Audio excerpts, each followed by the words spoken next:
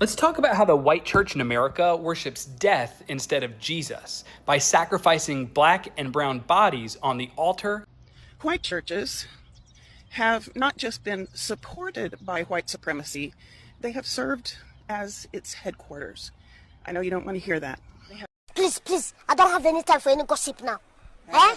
Yes. Look at it. Do something with it. It's just money coming to me easily. Money coming in and needing me. Money coming in repeatedly. Money coming, it's just money coming. It's just money coming to me frequently. Money coming in to be with me. Money coming in secretly. Money coming, it's just money coming. It's just money coming to me always. Money coming in all day. Money coming in all paid. Money coming, it's just money coming. It's just money coming to me frequently. Money coming in to be with me. The most dangerous gang in America ain't wearing colors, they're wearing crosses. So every time you call out racism, sexism, xenophobia, homophobia, here come certain folks hiding behind the Bible like it's a bulletproof vest. Well, that's just what I believe. No, baby, that's just what you hate. And you dressed it up in scripture so it doesn't sound nasty coming out of your mouth. Yep. See, this is the irony. Christianity at its root is supposed to be about love, compassion, forgiveness. And actually, the loudest ones that call themselves Christians really use the religion as a cover for cruelty. If your religion makes you hate, that's not Christianity. That's evangelical nationalism. That's a cult with a PR team.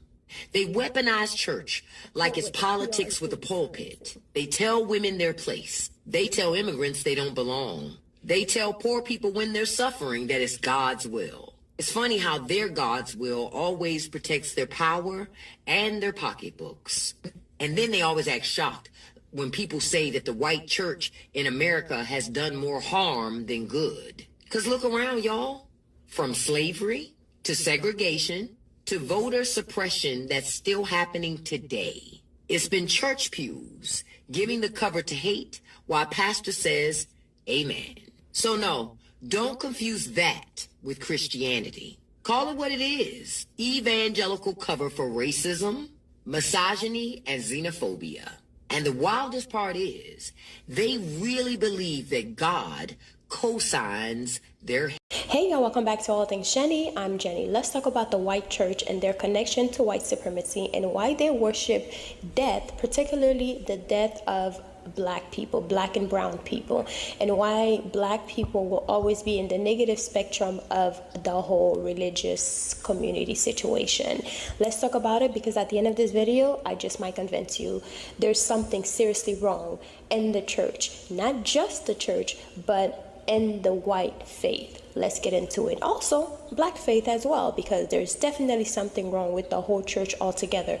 And at the end of the day, right now it seems as though like the church is shaking up because people are waking up to the truth. Let's get into it. Let's talk about how the white church in America worships death instead of Jesus by sacrificing black and brown bodies on the altar of law and order. Hi, I'm Colton. I grew up a Pentecostal pastor's kid, went to school to get degrees in historical Christian theology.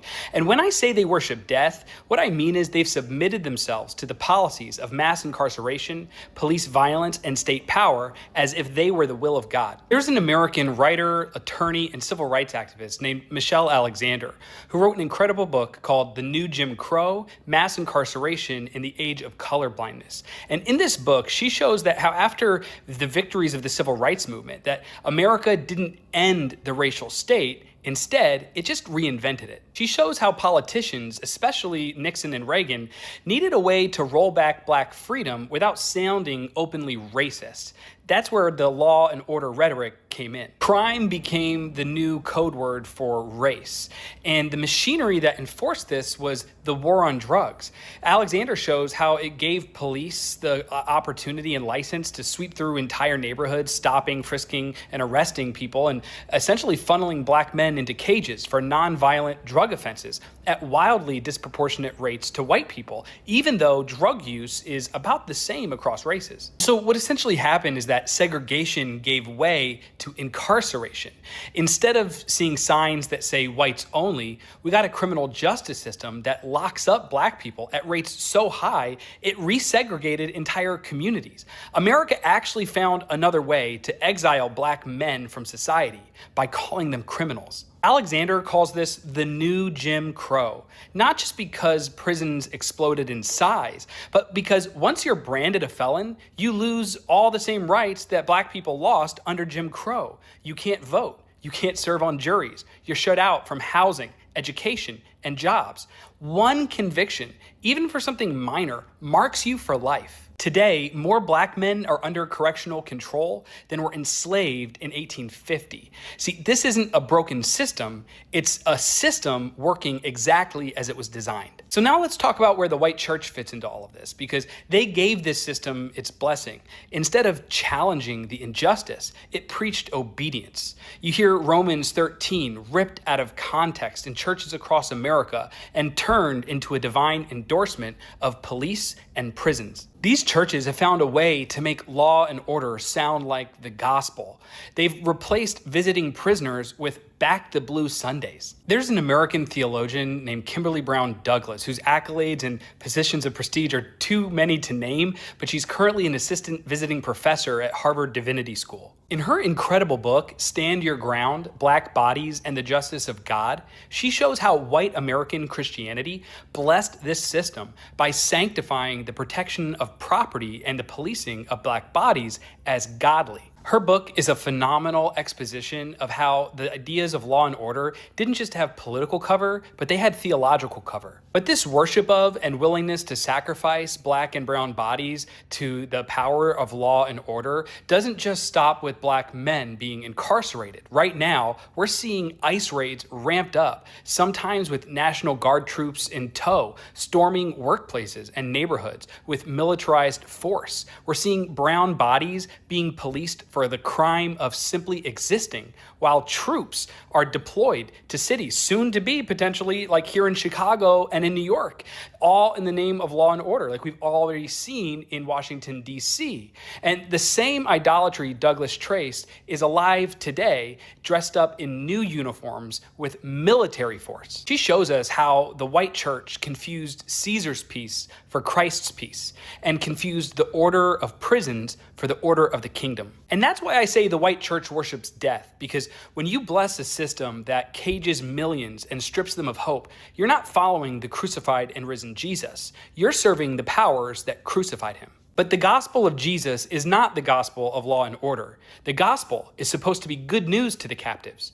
Jesus said that the Spirit of the Lord has anointed me to proclaim release to the prisoners, to set the oppressed free. The gospel of Christ is not handcuffs, it's exodus. It's not 3 strikes, it's jubilee. And if the church wants to worship Jesus again, it has to confess its complicity and to stand with those behind the bars and to stop dressing up death as righteousness. And so the prophetic message calling out to the white church today is that if your gospel looks more like mass incarceration than mass liberation, more like a police badge than a cross, then it isn't Christianity, it's idolatry, and it's time to tear that idol down.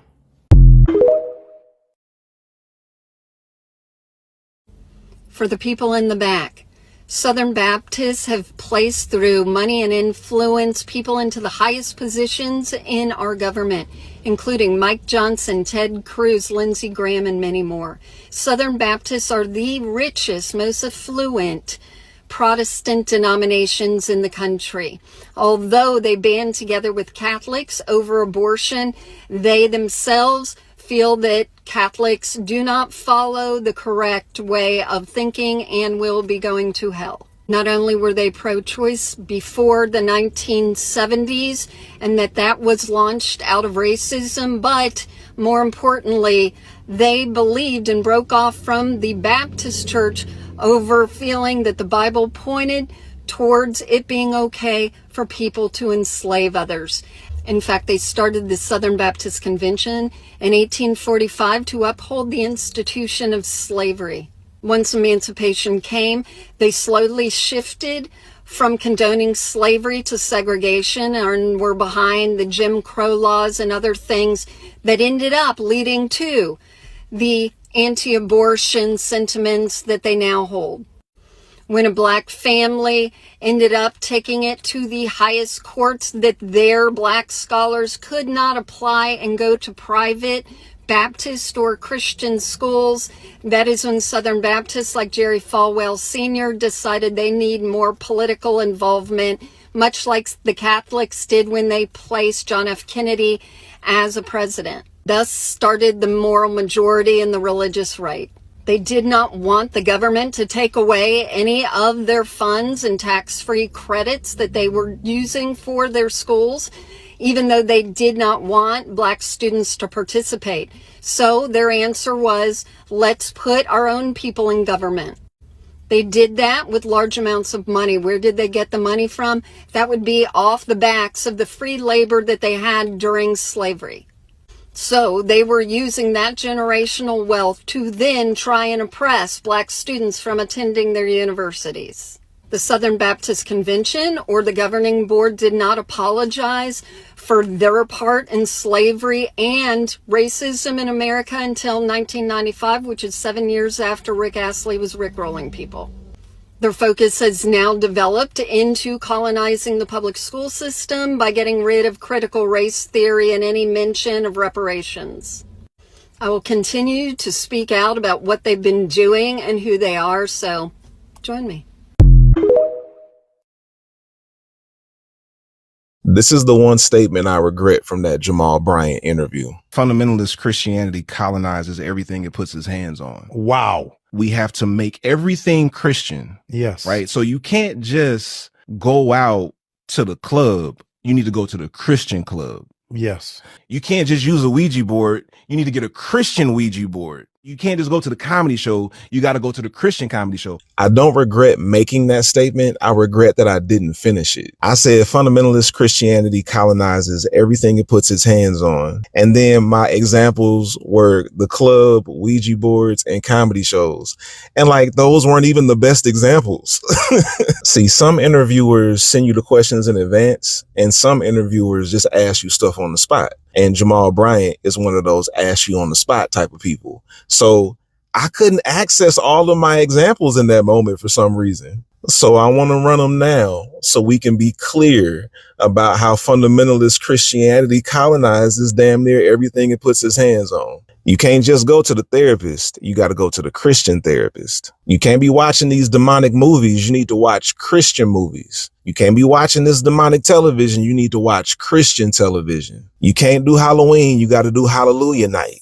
You can't do the haunted house. You got to do the hell house. You can't do the corn maze. You got to do Tribulation Trail. You can't go get a reading. You got to come over here and get this prophecy. And you're going to pay for this prophecy the same way you would have paid for that reading. You don't do vision boards, but you do prayer boards. Yoga is demonic unless it's Christian yoga. We don't do prom and holiness. You about to come to this church dance. The list goes on and on. So yeah, I regret not adding all of that in the moment.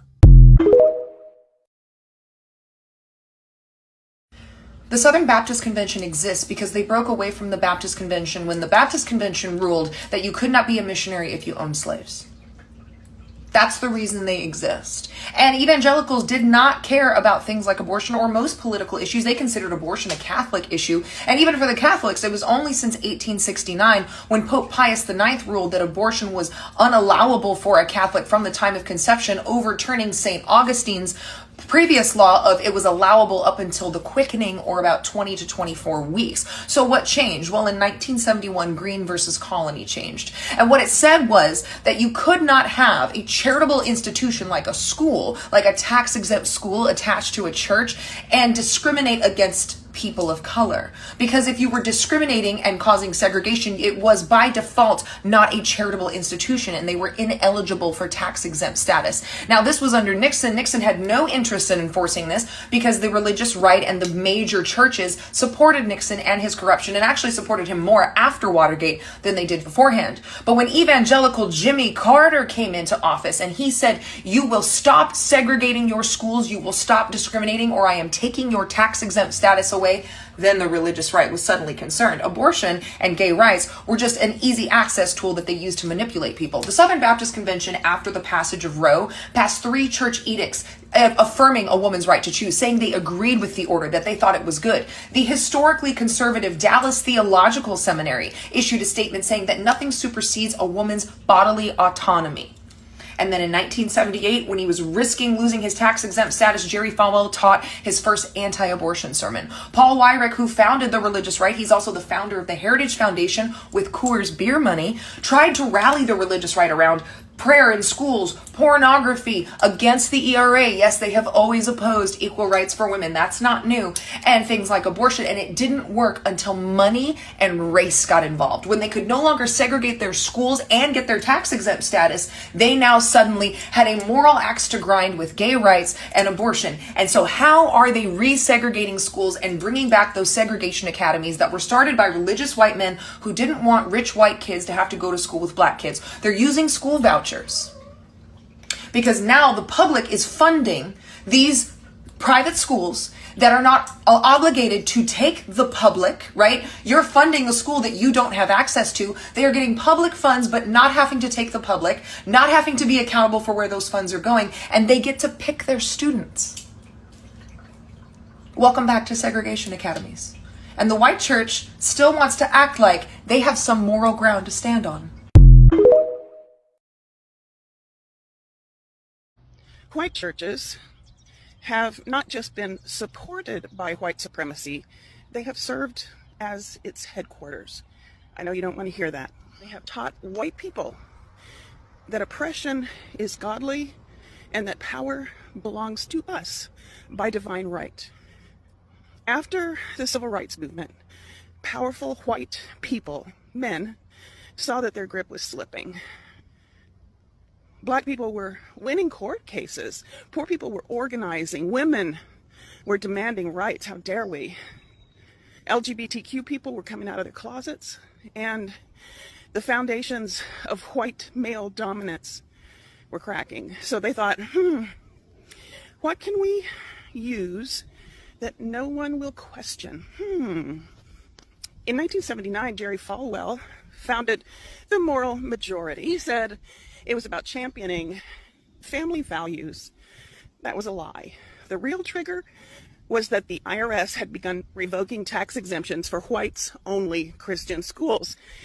Those whites-only schools were created specifically to avoid integration. Falwell's own school, Liberty Christian Academy, was one of them.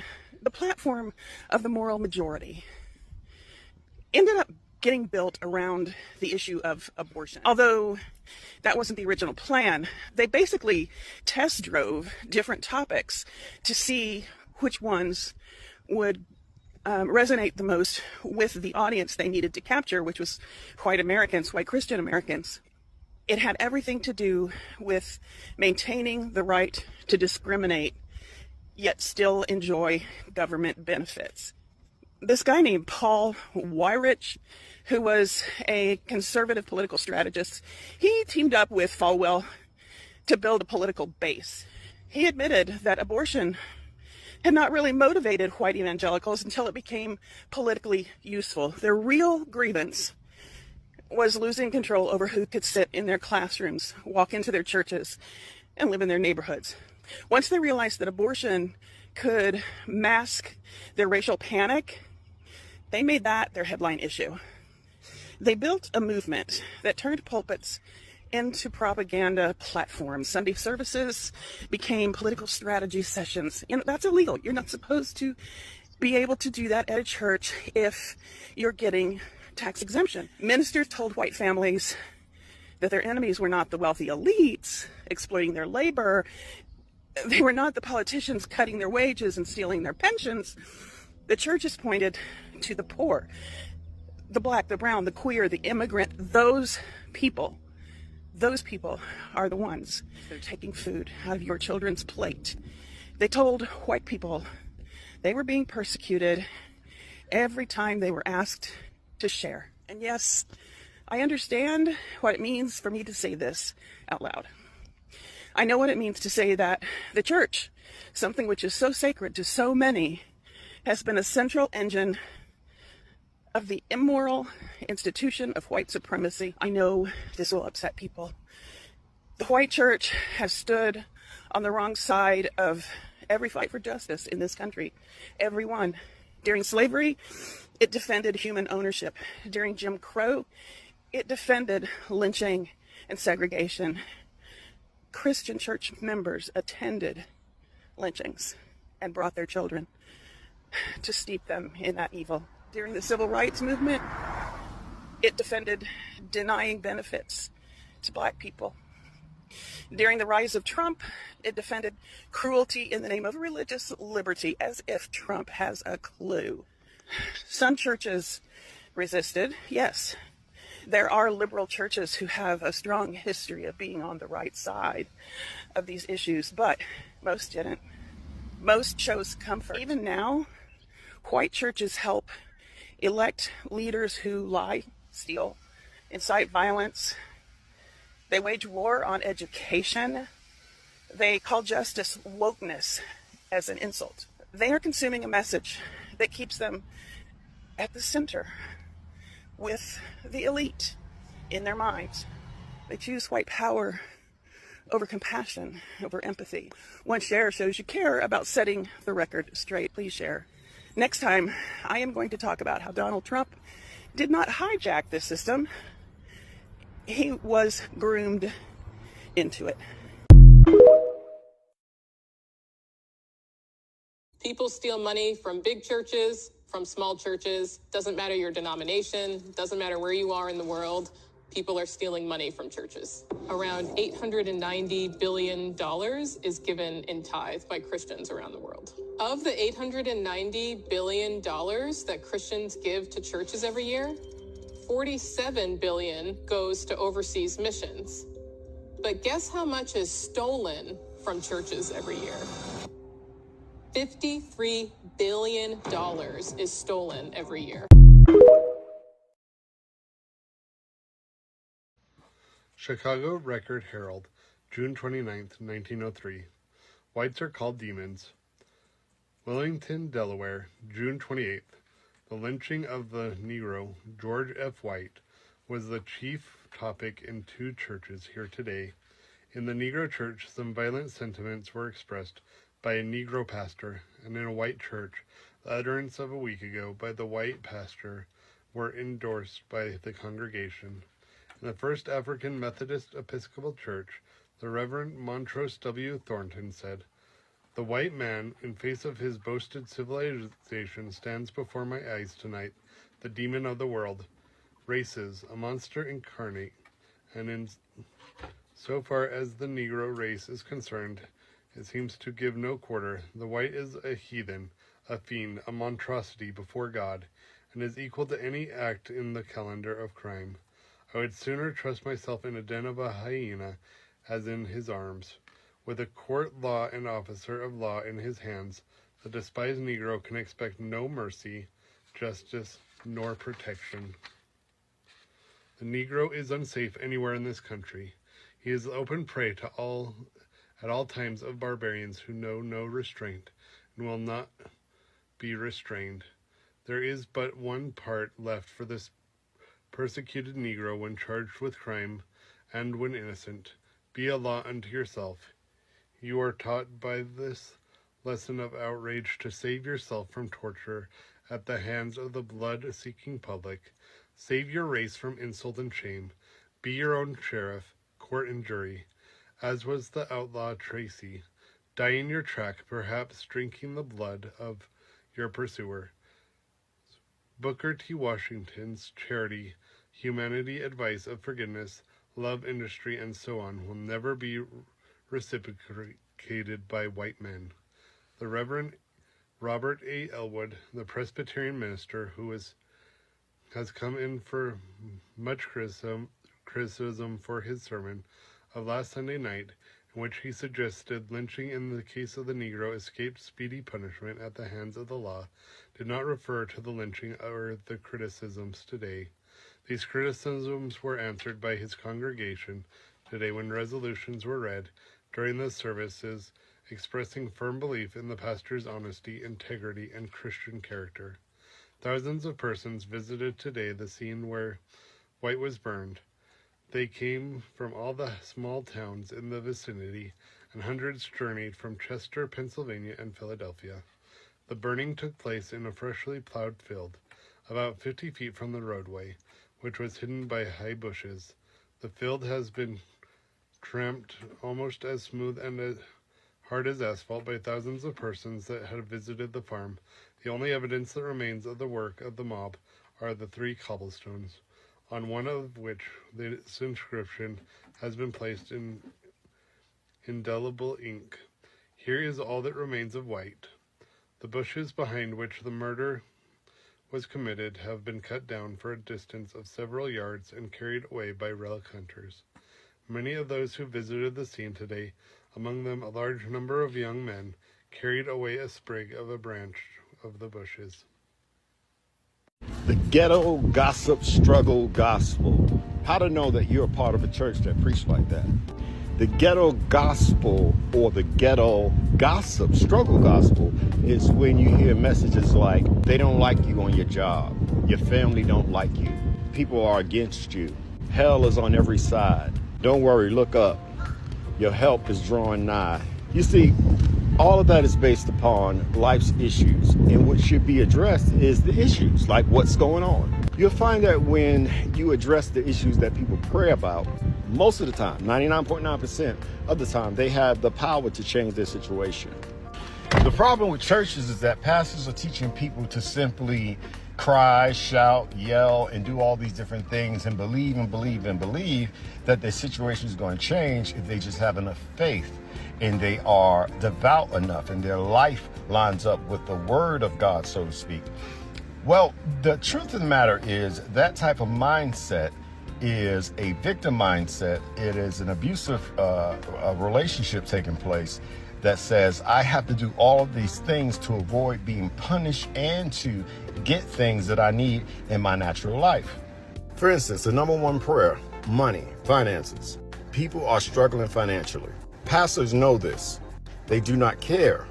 They'll tell you that they care, but what they care about is that you continue to give your money to them, while you believe that God is somehow magically going to change your situation. But what you need is just some financial literacy. How much money are you bringing in versus what you're putting out or spending? Normally, you'll find that you're spending money in places where you could be saving or you need another stream of income, another job, a side hustle.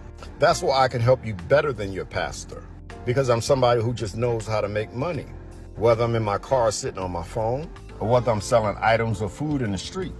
Whatever the case, my financial literacy is higher than it was before when I was in the church. I take action instead of praying. So my life has changed. The ghetto gossip struggle gospel is a scam.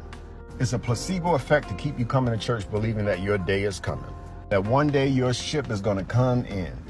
And while you wait for your ship to come in and for your God to mess up the computers and give the wealth of the wicked to you, we're plugged into technology, we're plugged into those systems that make money, and we are educated. It's appropriate education that you need, and then apply that education.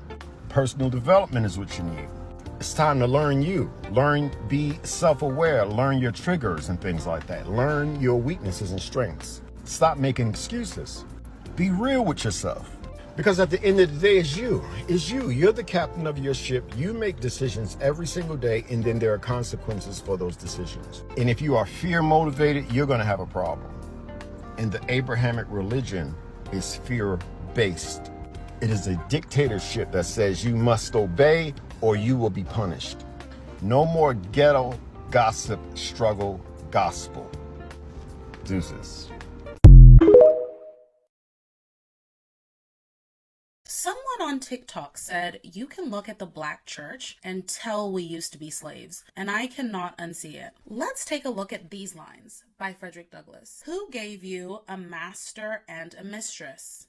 God gave them to me. Who says that you must obey them? God says that I must. What book tells you these things? The Bible. Now have a look at these. How do you know it's right to flog slaves? Because God sent Hagar back. How do you know it's impossible to make anyone slaves but Negroes?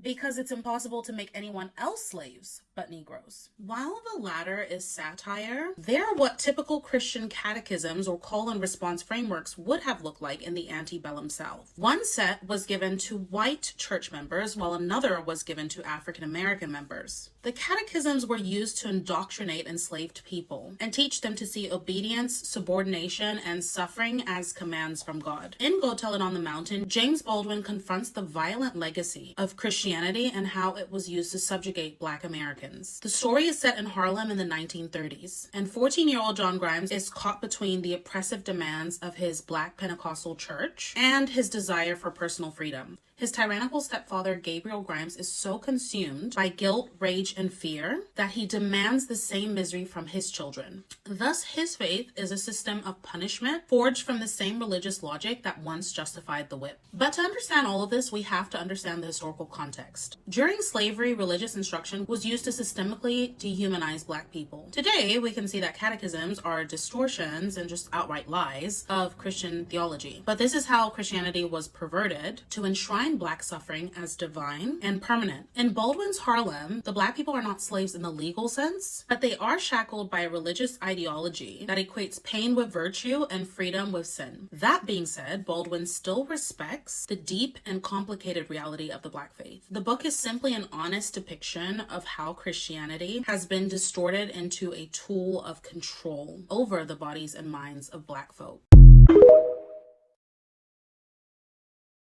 10 years ago today, Charleston, South Carolina witnessed a moment of evil. In the oldest Black church, the South, Mother Emanuel AME Church, a white supremacist gunned down 9 people bowed in prayer after they had invited him to pray with them for over an hour. One of them was Clemente Pinckney. He was a pastor. What does this 10th anniversary mean to you? It gets a little easy to forget sometimes that I'm 21 and that my dad died when I was 11. June 17th, 2015, Charleston, South Carolina. A white supremacist gunman walked into this church's Bible study session and massacred worshipers. Pastor Clemente Pinckney was one of 9 people murdered here at Mother Emanuel AME Church. Charleston and America were in shock and grieving for an 11-year-old girl who suddenly had no father. Amazing grace. President Obama delivered her father's eulogy. You had that powerful moment with President Obama when he hugs you. I can distinctively remember at 11 knowing the magnitude that President Obama held. So it was less of what the hug meant to me as a kid and more of me realizing that President Obama was giving the eulogy at my father's funeral. At the killer's bond hearing, family members of his victims, one by one, did something extraordinary. They forgave him. Do you forgive, Dylan Yeah. Roof? I think forgiveness is a really hard thing and a hard concept. Instead of having a sense of hatred or animosity towards him, I honestly wish for growth for him and anyone surrounded by him. We first met Eliana 4 years ago. She was graduating high school in South Carolina. She told us about her big dreams, how she wanted to put more good in the world. Pinckney's now a professional actress. At Philadelphia's Arden Theater, she's part of the ensemble in this production of Rent. And with her social justice mindset, she hears her father's voice. I'm really passionate about doing art that means things to other people. That isn't the reason that they came to the theater, but it's the thing that they leave the theater thinking about. But the fact that things turned out the way that they did and that I still have a family that I can call and check in on is such a blessing. Your father would be very proud. Thank you. Life lessons in resilience and forgiveness. Starring Eliana Pinckney, also playing on the stage of this theater. My white professor in college explained so well why Black people stayed in church for a very long time. and still do to this day. So when I was in college, this white man was teaching African American history before like the 1860s or whatever, before slavery was abolished. And he was saying that he visited a black church. Now he goes to a white church. He visited a black church and he was just shocked at how long they stayed in service. And he was like, at the white church, like, we just get in, do what we got to do, and get out. And through his studies, you know, because he's a professor, he learned that it was because during slavery, the slave masters would let them stay in church to condition them and get them that control over them. But you could stay in church for however long you want it. So of course I'm gonna stay in church before I got to get back to the fields. Yes, I'm gonna be praising God all day. But it goes to show you how conditioned we are, and we don't even know why we do things. They did not want to get back to the fields and stuff. Like, if I could sit in church and scream and holler all day, I'm gonna do it. But it was a part of the slave masters' plan to just continue to condition them. Like most little black kids, I grew up in the church. But Christianity and black people have a complicated history. It's one of forced conversion, resistance, and radical faith. It's a story of colonialism and oppression, but also of liberation and resilience. Long before the European missionaries arrived, Africans already had deep traditional spiritual roots. They were rooted in ancestral veneration, which is, of course, honoring those who came before us, nature-based religions, and community rituals for healing and guidance. But Christianity wasn't completely foreign. It arrived in Africa long before the transatlantic slave trade. Ethiopia was actually one of the first Christian nations. The Ethiopian Orthodox Church dates back to before most of Europe converted. When Europeans tried to sell Christianity as their own, that was already false. When enslavers brought Africans to the Americas, they twisted Christianity to justify the brutality. Slaveholders cherry-picked Bible verses to claim slavery was ordained by God. Enslaved Africans were forced to convert, but denied literacy, so they couldn't go and read the Bible for themselves. So then the slave Bible was created. They removed stories about Moses freeing the Israelites because they didn't want enslaved people getting ideas. Christianity was weaponized, but black people made it their own. Black people flipped Christianity into a tool of liberation. Even though it was forced on them, enslaved Africans saw through the lies and found power in the real message of Christianity. They related to Moses leading the Israelites out of Egypt. They believed they too would be free. They created the Black Church, a safe space for organizing survival and rebellion. And the spirituals, songs like Wade in the Water, those were coded messages helping people escape slavery. Instead of it being used to control them, Black people turned Christianity into a tool of resistance. By the 20th century, the Black Church became the foundation of every major Black movement. Dr. Martin Luther King Jr. and the Southern Christian Leadership Conference, they fought for civil rights. Churches became organizing hubs when people wanted to plan protests, marches, and sit-ins. And then liberation theology emerged, which preached that Jesus was on the side of the oppressed. The same faith used to oppress Black people became their greatest source of power. Fast forward to today, you see very different versions of Christianity. Same religion, different realities. Black people didn't inherit Christianity. We reclaimed it and we made it our own. It's been used to justify slavery, but also demand liberation. From Moses to MLK, it's always been about one thing: freedom. If you're wondering why Christianity still holds so much power in the Black community, look at the history. It was never just about faith. It's always been about survival. Which brings me to this point. All of the names that you see in scripture, all of that stuff has been twisted around. I mean, from the name Christian and Christ and God and Lord and all of this stuff, none of that had any origins with the early church. All of this came from the heretic Christian doctrine. In the book of Maccabees, it actually said that the heathen would lay open the book of the law and think to paint the likenesses of their images. Okay? That is a very clear indication of what was going to take place in the future. Everything and everybody in the Bible has been whited out.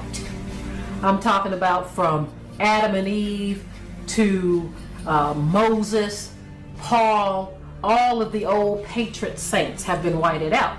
Now the original people, the real people, were people of color, so-called Black people.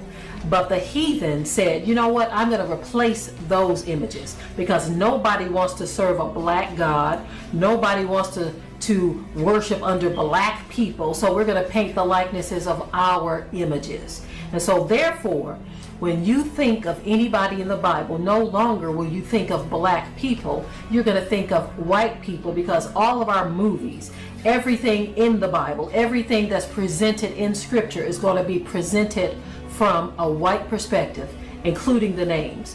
Where do you think the names Peter, Paul, James, John, all of those came from? Now, the original names sounded nothing like that. I mean, Peter was called Kepha. John was called Yakana. You see? So when you have names like that, Paul was called Shaul. Okay? You have names like that, you get a different image that comes into your mind. You don't think of some white man from Europe. You think of what? Somebody from possibly Africa. Okay? And so these are some of the things that the Christian church has played a significant role in, replacing the images of the people of the Bible to make the I've always side-eyed people who are racist but also are Christians, right? Because at the end of the day, if God so loved the world, he gave his only begotten son to basically die for everyone, right? And you are a Christian, you consider yourself a child of the Most High God who creates everything, but yet you don't like your brethren because they are a different color than you. You think they're less than because you're lighter and they're darker. I've always side-eyed Christians who act like that. And in my opinion, it really hit home for me when during the C-19 in 2020, when I really saw the true colors of a lot of people, especially Christians. I used to work for a Christian-based hospital. And the things that you see from those Christian-based workers or Christian-based company is just very telling, right? But then what really had me was during the C-19 with the whole George Floyd situation, although I see it in person all the time prior to that, but I really saw the way that the people were during that time, because people were actually being themselves, right? And for me, I couldn't believe, as someone who claimed to be such a Christian, and before things were how they were, everybody was so friendly and loving and caring, but then when the whole world was tense and emotional and also divided, you start to see the true colors of people. And I really started to see the true colors of the white people, Christians, that you thought were good people until we got to that part. And I'm not saying all white people are like this, right? And I'm not saying all Christians are like this, but majority of Christians are. And a lot of the time, it's not necessarily about gossiping about your neighbors or doing ungodly things in the name of God, hiding behind the name of Jesus. But in my opinion, when you start to see how people are reacting who consider themselves as Christians, you see them as though they're like the devil in person, is very, very telling. But then this has been going around for ages. Remember the guy that went to the church while the people were praying and unalived so many people? He was a white man. And yes, there was a lot of news coverage for it, but it wasn't as out there as if, for example, a black man were to do something like this to a white church. It would have gotten more coverages, and that man would have been thrown under the jail, probably even get executed, because of what he did, especially in a church. But with his case, with this young man's case, he didn't get as much of a harsh punishment as he actually deserved, right? But in my opinion, this thing has been going around for ages, where people who claim to be Christians can also be a walking devil. It could be a white person or a black person, but it really showed me, although I've always had my reservations when it comes to any Christian period, it doesn't have to be white or black or Spanish, whatever. But when I saw during the C-19 and during, while people were really going through it, when I saw how some Christians, not even in person, but on social media, people who you thought were your friends, who would invite you to Bible studies and doing that, basically flipped up as if, now they start to really be honest. I could not understand how someone who claims to have the love of God in their heart, and they're so God-fearing, they're this Christian person who, is supposed to be doing amazing things, who is going to different third world countries to do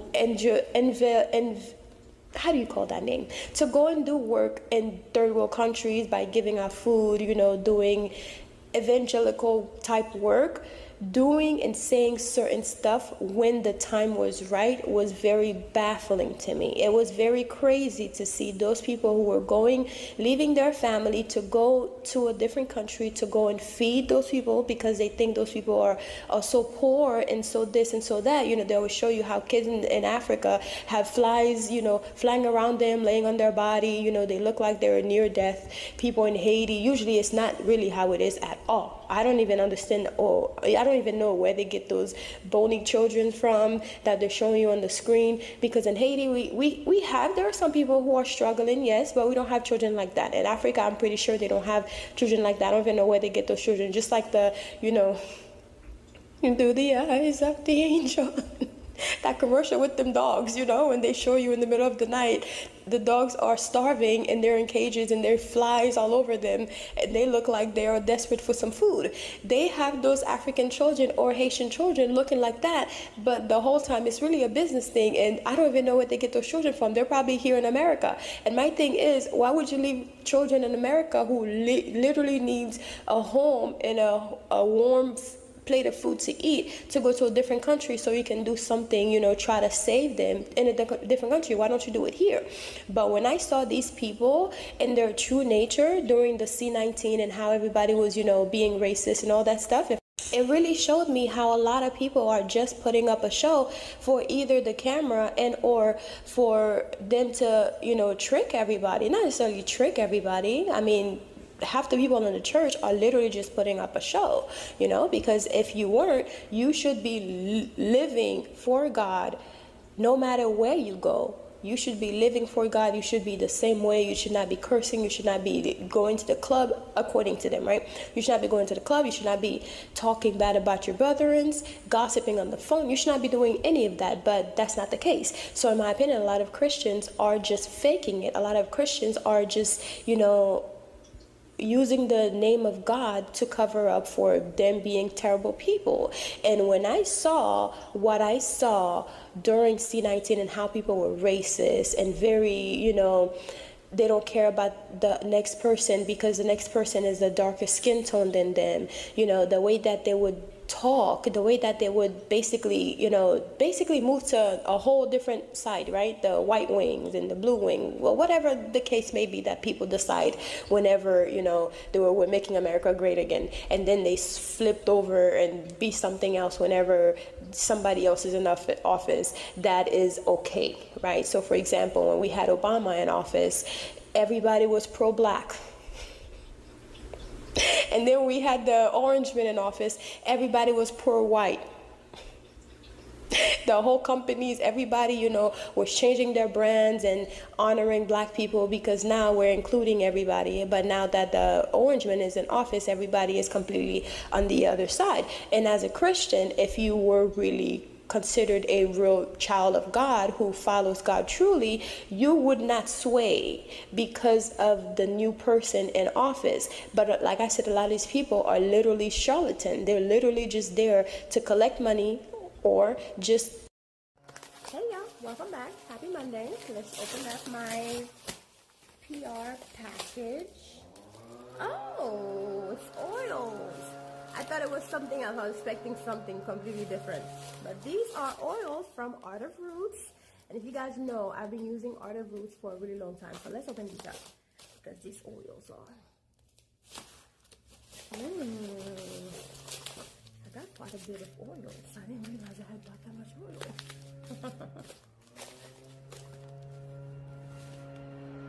Alright, so, and you guys know I have a discount for you guys for the Art of Roots. If you're trying to support it, I don't know if it's a black owned company, honestly.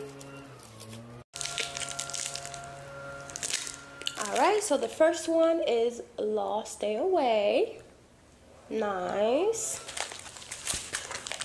Has all the wonderful herbs inside.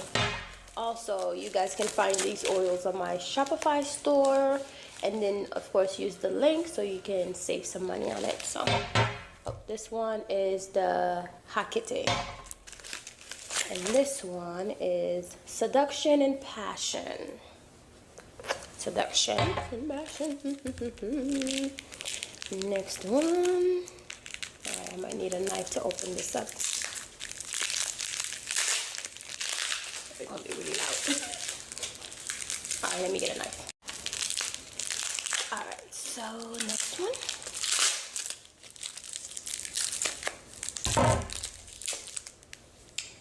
Venus Love Oil.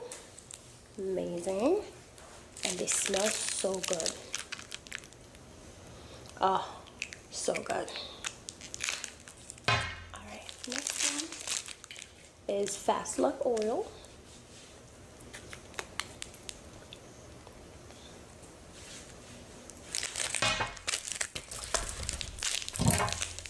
And let's see.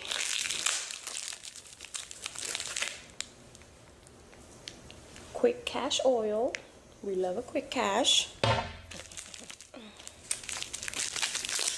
Like I said, guys, this is the Art of Root oils. You can find them at artofroots.com or click on the link below and use my discount code so you can, of course, save some. Or you can just go to my Shopify store and grab some Art of Roots and put the discount at checkout so you can get 10% off. Don't forget that. And this is attraction oil to attract money, attract love, attract good luck, attract someone to you. It's all depending on what you're doing. But ooh, it's that girl Jezebel. This one is made with Jezebel root and Queen Elizabeth root and all that. And this is the last stash. So I have so many oils, guys. I don't even know when I'm gonna be able to finish using all of them. Goddess of Power oil, sweet.